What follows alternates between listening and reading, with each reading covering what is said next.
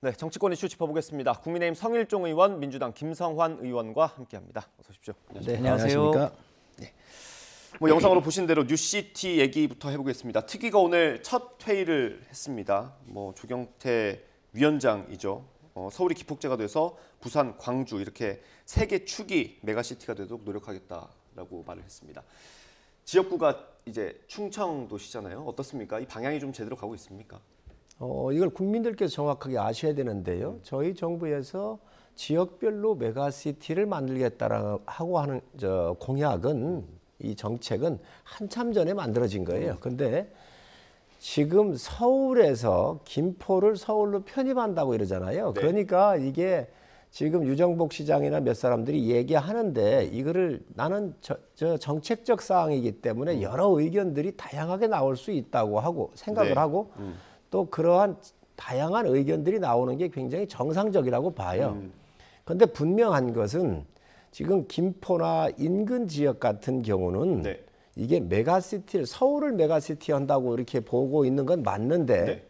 이건 권역 조정이에요.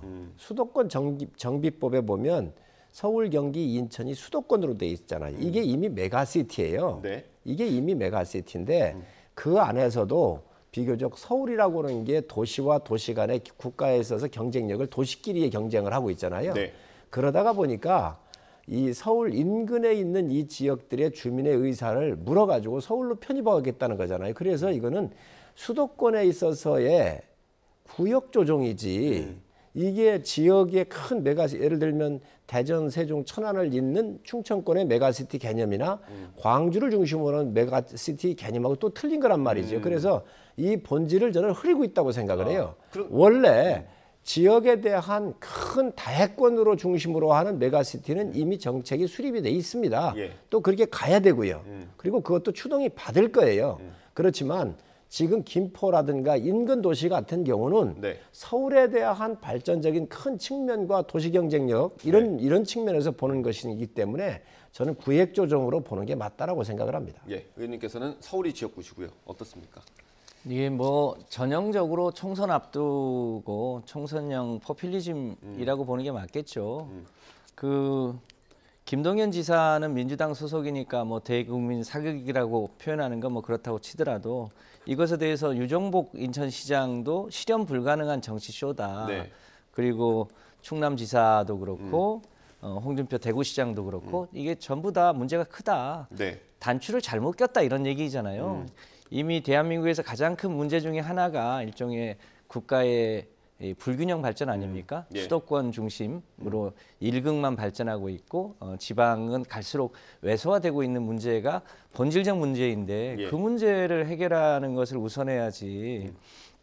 정작 문재인 정부 때 이제 추진했던 부산, 울산, 경남 부울경 메가시티를 윤석열 정부 들어와서 사실상 무력화시켜 버렸잖아요. 네. 그렇게 한 다음에 일종의 수도권을 더 키우겠다고 하는 전략은 현실적으로도 또 이 철학적으로도 잘 안 맞는 얘기이죠. 이제 그런 면에서 이것은 이제 실현 불가능하다라고 보는 게 맞을 것 같고요. 네. 그림표상으로도 서울에 이태리 무슨 구두 주걱처럼 생긴 것을 갖다 붙이는 게 지리적으로도 영 모양도 맞지 않고 총선용 쇼에 불과할 것으로 보여집니다. 이제 민주당이 총선을 앞둔 이게 포퓰리즘이다 이렇게 공격을 하고 있어요. 네. 저는 민주당이 이 공격할 만한 당황하고 있는 거예요. 그러면 민주당은 고해성사를 해야 돼요.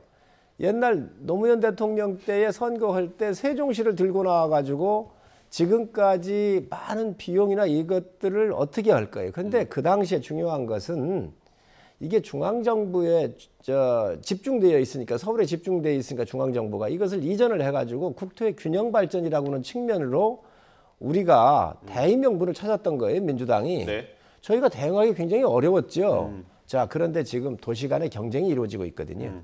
그래서 이것을 총선을 앞둔 어떤 여러 가지 그 여권의 전략이다 이렇게 얘기를 하시는데, 총선 때가 되니까 이러한 대안들이 나오고 또 비판하고 또 대응하고 하는 겁니다. 네. 이게 그 총선을 통해서, 대선을 통해서 민심이 수렴되는 거잖아요. 지역 공약이 나오는 거잖아요. 네. 그런데 이거 같은 경우는 김포 시민들이 동의를 하지를 않으면 이게 실현될 수가 없잖아요. 네. 그 시민의 의사를 묻고 이게 서울로 왔다 출퇴근하는 분들이 80%가 넘는다는 거잖아요. 그렇기 때문에 이 시민들이 이 요구 사항을 담아내는 것 또한 야당이든 여당이든 그 목이기 때문에 저는 선거 때가 됐으니까 당연히 나올 수가 있는 것이고요. 또 선거적인 포퓰리즘이라고 얘기를 하시는 그 비판의 지점에 대해서도 저는 부인할 필요가 없다고 생각을 해요. 이런 것들이 그 의사가 반영돼서 판단하는 것이 선거이기 때문에 이 부분 전 인정할 수 있어요. 그렇다고 한다면 이렇게 비판하기 전에 그러면 옛날에 왜 세종시는 왜 했는가, 왜 들고 나왔나 이 문제가 또 나가겠지요. 당연하죠. 노무현 대통령이 후보 시절에 이제 충청권의 행정수도를 옮기겠다고 한 것은 수도권 일극 집중을 막겠다고 하는 취지이기 때문에 전반적으로 우리 국토의 균형 발전 차원에서 정당한 선택이었거든요. 그러니까 총선용 포퓰리즘 얘기는 되지도 않는 정책을 그냥 막 질러보는 식이어서 문제라는 거죠.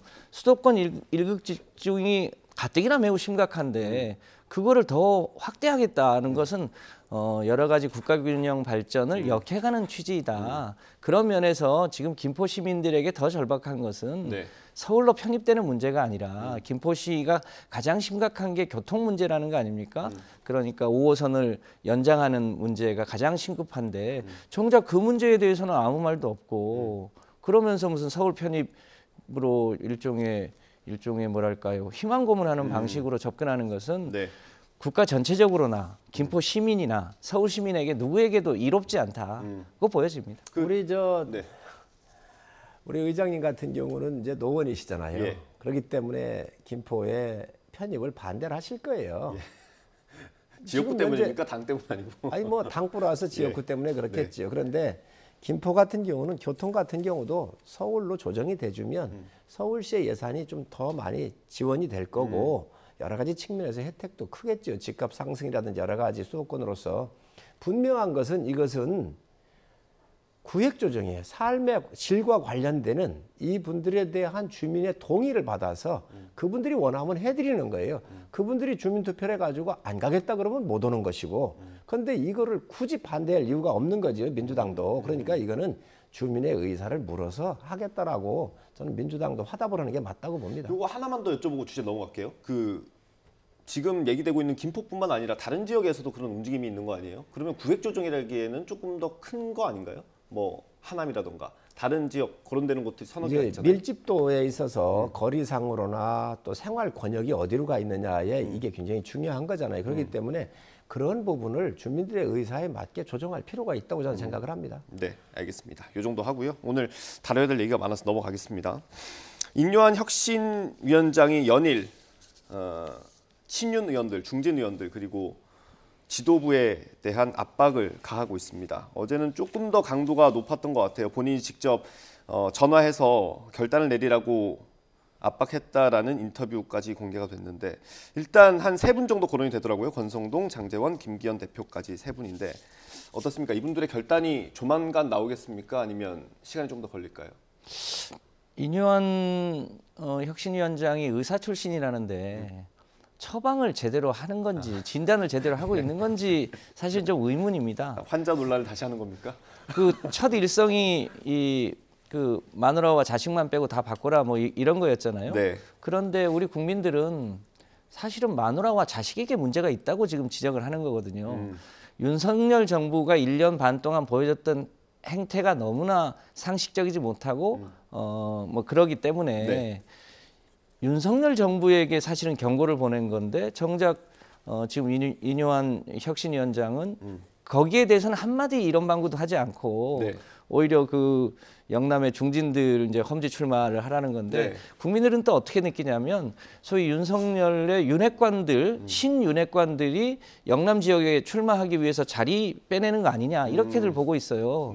이제 그런 차원에서 보면 인 혁신위원장이 해야 될 더 본질적인 얘기는 1년 반 동안 윤석열 정부가 민생은 안 돌보고 이 검찰 동원해가지고 야당 탄압만 하고 정작 마누라와 자식에 해당되는 이 소위 김건희의 주가 조작 문제라든가 최근에 양평 고속도로를 처갓집 중심으로 옮긴다는 거나 네. 이게 사실 더 본질적이거든요. 그런 부분에 문제 제기를 하는 게 전 더 타당하다. 네. 진단이 고 보여집니다. 잘못됐다. 야당이 당황하고 있지요. 우리 의장님 지금 당황하고 계세요. 왜 그러냐면 당황 안 합니다. 이 쇄신, 혁신은요 사람을 하는 수밖에 없습니다. 사람이 바뀌어야 네. 정책도 바뀌고 생각도 바뀌잖아요. 네. 그런데 지금 예를 들면 이뇨한 혁신위원장이 물러나라고 하는 사람을 거명은 안 했지만 국민들께서 누구구나라고 하는 것은 대충적으로 이해하실 수 있을 거라는 거지요. 네. 자, 그러면 이분들 물러나라고 하고 지금 여당은 혁신의 칼을 휘두르고 있는데 야당이 조용할 수 있습니까? 야당 이재명 대표, 저는 어떤 말로도 그동안 한 행동과 말에 대한 신뢰적 자산을 잃은 분이에요. 예를 든다고 한다면 전영수 같은 자기 비서실장이 네. 세상을 뜨면서 이재명 대표님 모든 거 내려놓으시라고 그랬잖아요. 예. 또 자기하고 함께 여행을 가고 골프 쳤던 사람이 또 세상을 떴거든요. 자기 부인을 수행했던 기무사 출신의 대령 출신일 거예요. 이분이 세상을 떴거든요. 이런 분들이 5분이 돌아가시고 자살을 하고 또 22명이 기소되고 구속됐잖아요. 그럼에도 이 정도가 되면 이미 도의적으로 내려놨어야 되는 거거든요. 네. 자, 그런데 이분이 지금 당대표로 있거든요. 예. 그리고 총선을 지휘하게 돼 있잖아요. 자, 그러니 이뇨한 위원장의 혁신에 네. 칼날이 매섭게 이게 썰게 되고 날을 세우게 될 경우 그 후폭풍이 어디로 가겠습니까? 민주당으로 갈 거거든요. 그렇기 네. 때문에 지금 아마 민주당이 굉장히 곤욕스러울 예. 거라고 생각을 합니다. 그 이재명 대표 얘기가 나와가지고 핵심적인 내용을 못 들은 것 같아서 다시 한번 질문드리겠습니다. 이뇨한 위원장이 지금 메시를 잘 휘두르고 있습니까? 그럼 의원님 보시기에 저는 잘하고 있다고 생각을 그렇습니까? 합니다. 김기현 대표는 거취라고 해야 될까요? 답을 어떤 식으로 줄 거라고 생각하십니까? 저는 우리 김기현 대표가 같은 경우는 대선할 때 원내대표를 잘 하셨잖아요. 그리고 당대표를 하고 계시고 네. 또 울산시장을 하면서 문재인 정부에서 이 정치 공작에 의해서 민주주의가 파괴된 부정선거의 가장 피해자가 김기현 대표입니다. 네. 그렇기 때문에 이분은 정치적 자산이 굉장히 많으세요. 그리고 당대표에 그렇게 연연하시는 분이 아니십니다. 제가 잘 알잖아요. 네. 그렇기 때문에 큰 목표는 대권 주자가 되는 것이지요. 그렇기 때문에 여러 가지 그런 판단을 김기현 대표께서 왜 안 하시겠습니까? 저는 충분히 그런 부분에 대해서도 고민하실 거라고 생각을 하고 또 이런 지점에 대해서 이뇨한 위원장이 혁신을 통해서 한다고 한다면 사람에 대한 교체 요구를 국민이 요구하고 있기 때문에 그에 대한 요구를 지금 하고 있는 거라고 보여집니다. 그 진단이 잘못된 건 일단 차치하고요. 그 지금 거론되는 인사들이 어떤 결정을 할 거라고 보세요? 글쎄요, 뭐 김기현 대표가 지금 여당의 단체장들도 실현 불가능한 정치쇼라고 하는데 김포의 서울 편입과 관련한 사안이. 네. 근데 이제 그거를 계속 밀고 나가겠다는 거 아닙니까? 이제 그렇게 할 거면 이제 본인이 책임을 지고 실제로 김포에 출마하시는 것도 저는 수도권의 민심을 확인하는 좋은 방법이라고 생각하는데 확인을 그렇게 하라고요? 실제로 김기현 대표는 울산에서도 그 KTX 노선의 변경이라든가 이 고래고기 사건의 이 가족들이 네. 그 형제들이 연루돼 있었는데 그 진실이 다 밝혀지지 않았을 뿐이죠. 이제 네. 그런 면에서 보면 지역의 토호 기득권에 가까운 거 아닙니까? 이제 그런 면에서 보면 그 지역에서는 혹시 이제 지리적인 여건 때문에 이제 국회의원 선수를 더 쌓으셨는지 모르겠습니다만 수도권에 오시면 그 경쟁력을 인정받기 쉽지 않을 거라고 판단합니다. 그 결단을 하더라도 결과가 좋지 않을 것이다. 뭐 유권자의 선택일 텐데 저희가 보기에는 지금과 같은 이 대표의 행태로는 어려울 거다. 사실은 강서구청장 보궐선거 직후에 민심을 확인했으면 네. 본인이 그 직을 내려놓는 게 우선이었겠죠. 그거를 피하신 분이 뭘 할 수 있겠습니까? 예. 지금 저 의장님 얘기에 동의할 수 없는 게요. 뭐 KTX 노선을 뭐 울산 시장할 때 개입을 했다. 또 뭐 고래고기 얘기하고 하시는데 당시 문재인 정부 검찰에서 정말 이 김기현 대표 수사를 다 했습니다. 못 잡아놓잖아요. 예. 깨끗하기 때문에 그런 거예요. 지금 민주당이 내심 당황하고 있지요. 엄청 당황하고 있지요. 그렇기 때문에 김기현 대표의 여러 가지 옵션이 있을 수 있다고 네. 저는 봐요. 그렇기 때문에 저희 김기현 대표는 본인의 그 정치적인 위상에 맞게 모든 것을 결정할 뿐이지 비겁한 분이 아닙니다. 정말 스트레이트하고 정직하고 돌파를 잘하시는 분입니다. 네, 알겠습니다. 그 인요한 혁신위원장이 오늘 김종인 전 비대위원장을 만나러 갈 예정이라고 합니다. 이것도 국민의힘 입장에서는 좋은 시그널입니까? 어떻습니까? 전 뭐 좋은 시그널이고 김종인 비대위원장이야말로 저희가 21대 와가지고 당이 폭삭 망했잖아요. 그때 비대위원장으로 모셔왔어요. 네. 제가 참 많은 역할을 했습니다. 모셔와가지고 김종인 비대위원장님이 광주에 가서 무릎을 꿇고 눈물을 흘리면서 5.18 여기에서 사과를 하셨고 예. 또 서울시장 선거를 보선에 박원순 시장 사후에 치러진 이 서울시장 선거에서 우리 당의 많은 의원들이 안철수 후보를 데려다가 후보 주작을 했잖아요. 예. 그런데 3%였었던 오세훈 시장을 경쟁을 시켜가지고 당선을 시켰단 말이죠. 네. 또 세 번째로는 이준석 대표를 30대 대표를 당의 네. 혁신을 통해서 전당대회를 통하면서 당대표로 세울 수 있는 기본을 놓으신 분 중에 한 분이시거든요. 네. 그리고 대통령 별의 순간을 잡았다 이렇게 얘기를 하시면서 윤석열 대통령 세우시는데 큰 역할을 하셨기 때문에 당에 대해서 전반적으로 많이 알고 계시고 혁신에 대한 키워드를 정확하게 제시하실 수 있는 분이 김종인 비대위원장이십니다. 네. 그렇기 때문에 인요한 위원장이 함께 가서 뵙고 지혜를 구하고 또 경험을 빌리는 것은 전 굉장히 의미가 있다고 보여지고 이 자체가 굉장한 뉴스예요. 그렇기 때문에 지금 모든 뉴스를 인요한 위원장이 다 주도를 하고 있습니다. 그래서 아마 야당도 상당히 당황하시는 것 같은데 저는 아주 잘하고 있다고 생각을 합니다. 당황하신다고 여러 번 말씀하셔가지고 해명 좀 드려야 될 것 네. 같습니다. 그 강서구청장 보궐선거 이후에 국민의 일종의 냉정한 심판이 있었던 거 아닙니까? 네.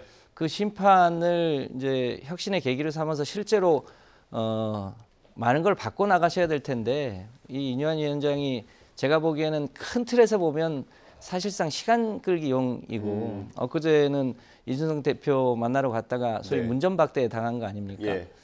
그러니까 이제 이 다음에는 이제 김종인 위원장을 만나러 가는 건데 이게 크게 보면 좌충우돌을 하고 있는 거죠. 제대로 된 진단과 처방은 하지 못하고 엉뚱한 데 가서 계속 지금 이 겹불재기 하거나 예. 일종의 알리바이용 시간 끌기를 하고 있는 건데 이제 그것에 비하면 이제 저희 당은 지난번에 체포동의안 이후에 또 강서 보궐선거 이후에 최근에 이제 총선 기획단을 띄우고 굉장히 한편으로는 질서 있으면서 또 새로운 혁신을 준비해 나가는 과정이거든요. 네. 이제 그런 면에서 저희가 당황할 일이 아니라 이 정부 여당이 좀 더 책임감 있게 아니면 말고식으로 막 정책 내지를 누고 막 이럴 게 아니라 본질적으로 문제가 있는 윤석열 정부의 소위 국가 운영 방식, 네. 대국민 사과 그리고 그 처가인 김건희 여사에 대한 이 범죄 혐의에 대한 일종의 수사 이런 것을 좀 제대로 하면서 네. 국민들에게 경제와 민생을 정말로 진실하게 챙기는 이 정부 여당의 모습을 보고 싶은 거 아닙니까? 예. 근데 그 부분에 대해서는 여전히 변화하지 않으면서 다른 데 가서 성동격사를 하고 있는 게 너무 안타깝습니다. 네. 알겠습니다. 지금 저 민주당이 김건희 여사 자꾸 물고 늘어지고 그러는데요. 네. 민주당 정부 시절에 다 조사했던 거예요. 오직 했으면 뭐 이걸 가지고 나오겠습니까? 그리고 윤석열 정부 저희가 반성할 지점 분명히 있습니다. 그리고 그 부분에 대해서 잘했다라고 저희가 옹호할 생각도 없어요. 예. 그런데 국민들께서 정확하게 판단하실 지점이 있습니다. 입법부 다 민주당에 의해서 다 정하게 돼 있어서 저희가 무슨 법안 하나 통과하려고 하면 제대로 협조한 적이 있습니까? 안 해주고 있잖아요. 사법부 문재인 대통령이 임명한 김명수 대법원장에 의해서 모든 것들이 다 장악이 되어 있습니다. 행정부 저희가 가져왔는데요.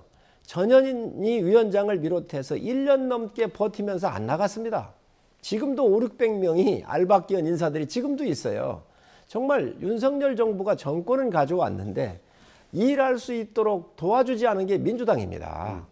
저는 이런 부분에 대해서는 정말 정권을 국민들께서 바꿔주셨으니까 민주당도 협조를 해주셔야지 저희가 정권을 내줬었을 때는 정말 다 나갔거든요. 네. 참 많이 나갔습니다. 그래서 이런 부분을 국민들께서 좀 판단해 주시고 정말 저희가 일할 수 있도록 좀 도와주십사는 말씀을 아주 진솔하게 드립니다. 제가 상징적으로 한 말씀만 드리면 윤석열 대통령 아직까지 야당 대표를 제대로 한 번도 만나지 않았습니다. 1년 6개월이 지나는 동안 야당 대표를 한 번도 안 만난 대통령이 있었습니까? 그 피의자 신분이라고 안 만나더니 이제 결국은 지나가다가 이제 악수하는 정도로 그쳤는데 네. 그렇게 국가 운영을 하면서 야당 탓을 하는 것, 전 정부 탓을 하는 것 이제는 좀 그만하실 때도 됐죠. 진실하게 국가 운영을 하면 야당이 당연히 돕고 또 여러 차례 돕겠다고 했음에도 불구하고 야당 대표 한 명 만날 수 없는 그런 자신감도 없는 대통령이 지금 국가 운영을 하고 있어서 국민들이 걱정을 하는 겁니다. 알겠습니다. 오늘 김 의장님하고 토론하니까 좀 뜨거워지는데요. 그거 잘못된 이야기예요. 정말 잘못된 어떤 얘기예요. 왜 부분이 그러냐면 윤석열 대통령께서 윤호중 비대위원장 시절에 식사하자고 초대를 했어요. 응하지 않았습니다. 야당이. 박광원 원내대표도 초대를 했는데 안 갔습니다. 자, 그러면 국회의장님을 비롯해서 부의장들 다 초대해서 여러 번 뵀습니다. 윤석열 대통령이요. 이재명 대표가 아니면 한 달에 서너 번씩 만나고 비공식적으로 도와달라고 저는 할 뿐이라고 저는 확신합니다. 예. 저는 옆에서 의장을 하면서 많이 뵀거든요. 지금 실질적으로 문재인 대통령도 1대1 야당 대표 만난 건 딱 한 번 있었습니다. 그런데 지금 이재명 대표는 너무도 많은 문제가 있잖아요. 그렇기 때문에 이 수사를 받고 피의자 신분인 분을 대통령이 만난다는 것은 재판에 영향을 줄 수도 있고 수사에 영향을 줄 수도 있기 때문에 저는 문재인 대통령이라 해도 야당 대표가 이런 분이었으면 안 만났을 거라고 보는데 이런 부분이야 우리 국민들께서 판단 안 하시겠습니까? 알겠습니다. 결국 주제를 하나 건너뛰어야 될 것 같습니다. 시간이 없어가지고요. 그 탄핵 얘기를 해보겠습니다. 민주당에서 지금 한동훈 법무부 장관 그리고 이동관 방송통신위원장에 대한 탄핵안 제출을 검토하고 있는 걸로 보입니다. 9일쯤 제출할 예정인 것으로 보이는데 일단 당내 분위기가 어떻습니까? 뭐 한 명만 하자 아니면 두 명 다 하자 뭐 이런 분위기를 좀 전해주시면 좋겠습니다. 네, 저희가 이 문제를 가지고 내일 의원총회를 통해서 이제 원내 지도부의 생각도 이제 공유하고 또 의원들 얘기도 들을 예정인데요. 그러니까 지금 검사들 중에도 한동훈 장관을 비롯해서 일종의 검사 직무와 관계없이 여러 가지 이 잘못된 행동을 한 검사들에 대해서 국민적 심판을 내려야 되는 거 아니냐. 그러니까 대표적으로 이 고발 사주를 주도했던 손준성 검사라든가 이런 분들에 대해서 뭐랄까 그 잘못한 것에 대해서 국민적 단죄가 필요한 거 아니냐 이런 의견들이 좀 있고요. 그리고 이제 한동훈 장관과 이동관 방송위원장, 방통위원장에 대해서도 한동훈 장관 같은 경우는 뭐 저희가 보기에는 거의 헤아리기 어려울 정도로 위법 사안이 많습니다. 정치적 중립 의무 위반도 있고 피의사실 공포도 있고 또 검경 수사권 조정 과정에서의 헌법 위반 사안도 있고 무엇보다도 김건희 주가 조작 사건 등에 대해서 주머니에 넣고 수사를 안 하고 있는 거 아닙니까? 이게 전형적인 직무유기죠. 이동관 방송위원장 같은 경우도 지금 이 헌법에 보장된 언론의 자유를 사실상 공깃돌 다루듯 하면서 일종의 이 언론 자유를 여러 가지 면에서 지금 탄압하고 있는 거 아닙니까? 그런 사유들을 고려해 보면 또 탄핵의 사유는 차고 넘치는데 어떤 방법을 통해서 할지에 대해서는 당내 의견을 좀 들어봐야 될 것 같습니다. 알겠습니다. 한동훈 장관이 오늘 국회에 와가지고 기자들을 만나서 한 얘기가 있습니다. 저희가 영상으로 준비해놨는데 그거 듣고 의원님 의견 듣겠습니다. 더불어민주당은 지난 한 1년 반 동안 정말 쉬지 않고 저에 대한 탄핵을 얘기해 왔는데요. 그때마다 저는 헌법과 법률에 따라 주권자 국민을 위해 할 일 하고 있기 때문에 매번 말로만 겁박하지 말고 하려면 하라고 말씀드린 바 있습니다. 지금 전 세계 민주국가의 정당 중에서 대한민국의 더불어민주당처럼 습관적, 상습적으로 탄핵을 남발하는 정당은 저는 없을 거라 생각합니다. 탄핵은 헌법이 민주주의를 지키기 위해서 이 보장해둔 대단히 극단적인 제도 아닙니까? 이걸 이렇게 장난하듯이 말할 수 있는 건지 저는 같이 한번 얘기해보고 싶습니다. 네, 국회에 올 때마다 저렇게 기자들이 따라붙는 장관도 없을 것 같기도 합니다. 그 일단 탄핵안을 2개 정도 지금 거론하고 있는 것 같고요. 뭐 저희가 쌍특검 얘기 많이 했습니다만 쌍탄핵안이 될 수도 있을 것 같은데 어떻습니까? 다수 의석을 가지고 민주당이 다수 의석을 국민들이 드리니까 이 다수 의석의 힘으로 탄핵의 칼을 가지고 지금 난동을 부리는 거라고 저는 생각을 해요. 있을 수 없는 얘기입니다. 네. 지금 한동훈 장관이 뭐 여러 가지 위법 사실이 있고 직무유기를 했다 그러잖아요. 그렇게 얘기를 하면 네. 문재인 대통령은 왜 탈원전 같은 걸 했습니까? 무슨 권한으로 탈원전을 하지요? 소득주도 성장 같은 걸 어떻게 할 수 있지요? 정말 있을 수 없는 얘기라고 생각을 해요. 그런 것들이 다 직무유기거든요. 예. 있을 수 없는 얘기지요. 그래서 구체적으로 저는 지금 정치적인 족쇄를 지금 고민하는 것 같아요, 민주당이. 그래서 한동훈 장관의 여러 가지 활동이나 언론 주목도가 높고 이러니까 아마 타격을 주려고 하는 거 아닌가 하는 생각이 들고 또 이동관 방통위원장까지 얘기를 해요. 민주당이 언론 장악했던 것을 생각해 보십시오. 옛날 김규영 이사 같은 KBS 이사 같은 경우는요. 학교까지 강의하는 데까지 쫓아가서 팻말 들고 김밥 싸먹은 2,500원까지 찾아내가지고 내쫓은 게 민주당입니다. 네. 그래서 민주당이 방송의 중립성을 해야 한다 그러면서 야당 시절에 KBS 사장 추천위원회를 여당이 7명, 야당이 6명 추천을 해가지고 예. 그러면 거의 균등하잖아요. 이 중에서 3분의 2 동의를 받는 사람한테 사장을 임명시키자라고는 대안을 넣었다가 민주당이 집권하자마자 이 법안을 폐기시켰습니다. 그리고 언론 장악을 했던 거 아니에요. 언론 장악했었던 거 지금 너무 잘 알고 계시다고요. 우리 정부가 뭐 지금 장악한 게 있습니까? 이동관 방통위원장이 가가지고 언론 장악하거나 부당하게 한 일 있으면 얘기해 보십시오. 정말 옛날 정부에 비교해 보면요. 예. 그래도 훨씬 낫게 하고 있지 않습니까? 그런데 이걸 가지고 지금 탄핵의 칼을 휘두르는 것은 국민이 부여한 그 권한을 정말 오용하고 있다고 생각을 합니다. 예. 마지막으로 반박 듣고 마무리하겠습니다. 한동훈 장관이 법무부 장관 아닙니까? 네. 그 대통령의 사면권과 관련해서 사면 대상을 정하는데 단적인 예가 이 대법원에서 이 죄가 있다고 확정한 강서구청장 후보 김태우 씨를 3개월 만에 사면 대상에 넣는 실무자였습니다. 네. 왜 넣었을까요? 국민들이 그런 모습들을 지켜보고 있는 겁니다. 방통위원장 정말로 정정당당하면 우리 야당 몫으로 추천한 방송위원 지금 거의 1년 가까이 됐습니까? 임명을 안 하고 지금 홀딩하고 있는 게요. 그런 것부터 해결을 해야죠. 그런데 그렇게 하지 않고 되자마자 KBS 이사 잘라내고 또 MBC 박문진의 이사장 막 해고하고 막 이런 절차도 무시한 채로 했다가 지금 사법부의 제재를 받고 있는 거 아니겠습니까? 이런 과정들 자체가 방송을 장악하기 위한 무리한 시도가 일부 사법부에 의해서 제재당하고 있는 건데 네. 최근에 이제 무슨 KBS나 여러 군데 얘기 들어보면 이 유형 무형의 압력들이 아주 대단하게 들어오고 있다는 거거든요. 네. 그것이 방송에 대한 탄압 아니면 뭐겠습니까? 알겠습니다. 딱 25분에 마무리해 주셨습니다. 감사합니다. 여기서 마무리를 해야 될 것 같습니다. 오늘 국민의힘 성일종 의원, 민주당 김성환 의원과 함께했습니다. 고생하셨습니다. 감사합니다. 감사합니다. 감사합니다.